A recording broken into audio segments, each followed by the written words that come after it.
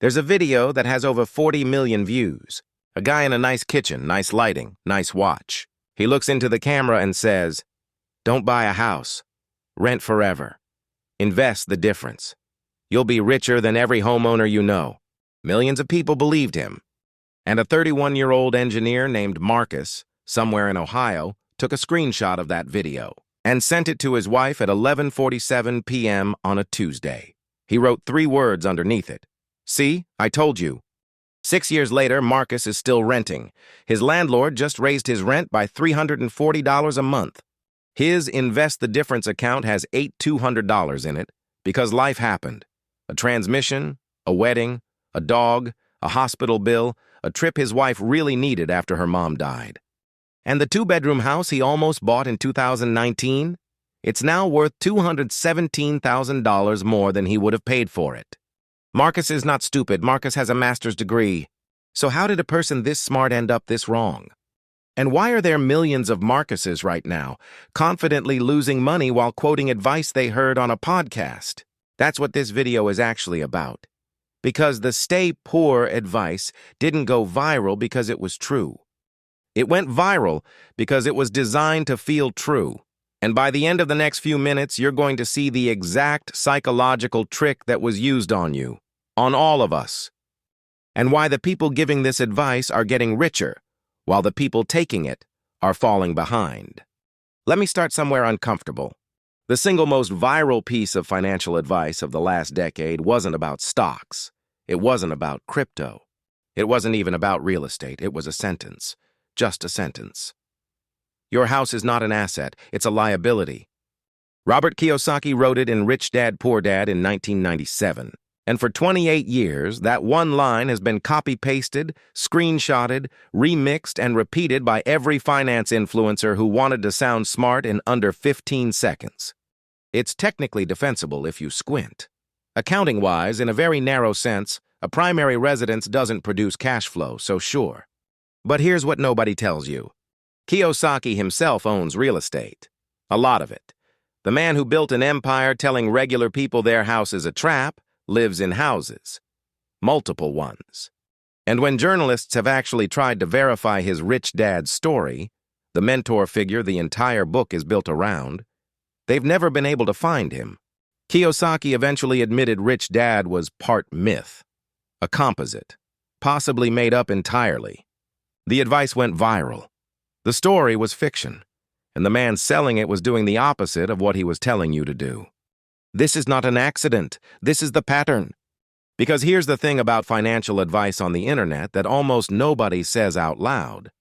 The advice that spreads the fastest is almost never the advice that builds wealth. It's the advice that makes you feel like you're building wealth without doing anything hard. Renting forever feels smart because buying a house is terrifying. Not having kids feels rational because kids are expensive. Quitting your job to start a business feels brave because your job feels like a cage. Skipping the 401k feels clever because you read a tweet from a guy with a Lamborghini. Every piece of stay poor advice that went viral has the same shape. It gives you permission to not do the hard thing. And the hard thing almost always is the thing that actually works.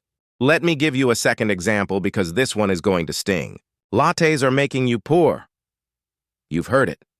David Bach wrote about it in The Automatic Millionaire back in 2004. The latte factor. The idea was that small daily expenses compound into massive losses over time. Skip the $5 coffee, invest it, retire rich. The internet took that idea and ran it off a cliff. Because what the viral version of the latte factor did was shift the entire conversation about wealth onto the smallest, most emotionally loaded, most guilt-producing decisions in a person's life. Your coffee, your avocado toast, your Netflix subscription. Meanwhile, the actual math of wealth, the math that moves the needle, is happening somewhere else entirely. It's happening in your housing cost, your transportation cost, your income, your tax strategy, your employer match. The difference between a $4 coffee and no coffee is, over 30 years, maybe $60,000. The difference between buying a $400,000 house in 2015 versus renting a comparable place is, over those same years, often north of $400,000. One of those numbers got turned into 1,000 Instagram reels. The other one barely gets mentioned. Why? Because telling a 29-year-old barista she's broke because of her coffee gets more views than telling her she's broke because wages haven't kept up with housing for 30 years. Outrage is monetizable, structural truth is not. And this is where it gets darker. There's a concept from behavioral economics, Daniel Kahneman wrote about it in Thinking, Fast and Slow, called cognitive ease. The human brain doesn't evaluate whether something is true. It evaluates whether something feels true, and things feel true when they are simple, repeated, and emotionally charged. That's it. That's the whole formula. Rent forever, invest the difference, is simple, repeated, emotionally charged. It feels true. Housing is a complicated hedge against inflation, forced savings mechanism, leverage instrument, and lifestyle asset whose value depends on your specific market, timeline, and life stage is none of those things. It's long. It's boring. It requires you to actually think. Guess which one went viral? Now here's the pivot, the part I want you to really sit with. I'm not here to tell you to go buy a house tomorrow. I'm not here to tell you Kiyosaki is evil or David Bach is a fraud. They're not. Parts of what they said are useful. The problem isn't the original advice. The problem is the stripped-down, memified, algorithm-optimized version of the advice that reached you. And the problem is bigger than any one guru. The people who are actually building generational wealth in America right now, quietly, without podcasts, are doing something almost embarrassingly boring. They're buying modest homes they can afford. They're maxing their 401k up to the employer match because that's literally free money. They're staying married because divorce is the single most destructive financial event in most people's lives, and nobody puts that in a reel. They're driving used cars. They're earning more over time instead of spending less forever. They're investing in low-cost index funds, the thing Warren Buffett has told regular people to do for 40 years, and then not touching it. That's it. That's the whole thing. It's not sexy. It's not a 30-second clip. It will never trend. There's a shopkeeper I know, owns a small hardware store in a town of 14,000 people. Never went to college, has never heard of Kiyosaki. He bought his building in 1998 for $94,000. He lives in an apartment above it that he basically lives in for free because the store pays the mortgage. He has, last I checked, a net worth somewhere north of $2.3 million. He's 71. He drives a 2011 Toyota. If you put him next to a 28-year-old crypto influencer on a podcast, nobody would watch. But he's the one who actually did it. And here's the part that I think nobody is brave enough to say. A lot of the stay poor advice went viral because it let a generation feel okay about outcomes they were afraid of. Afraid of being tied down by a mortgage. Afraid of a career that felt like a trap, afraid of choosing wrong. And a voice on the internet showed up and said, "You're not falling behind, you're ahead, you're smarter than them, they're the suckers." That feels incredible, for about 6 years. And then you wake up like Marcus, in a rental that isn't yours, watching your landlord's net worth go up while yours stays flat. And you realize the advice that made you feel smart was the advice that made somebody else rich.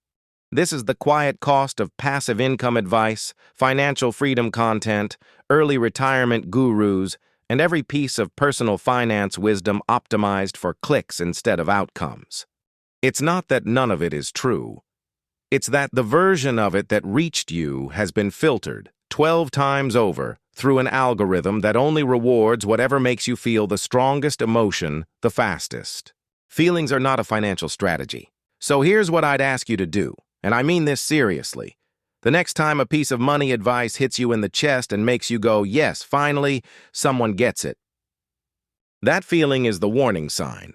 The advice that makes you feel validated is almost never the advice that makes you wealthy. The advice that makes you wealthy usually makes you feel a little uncomfortable, a little bored, and a little impatient. That's the feeling of it working. Marcus messaged me recently. He and his wife are closing on a house next spring. He said something I haven't stopped thinking about.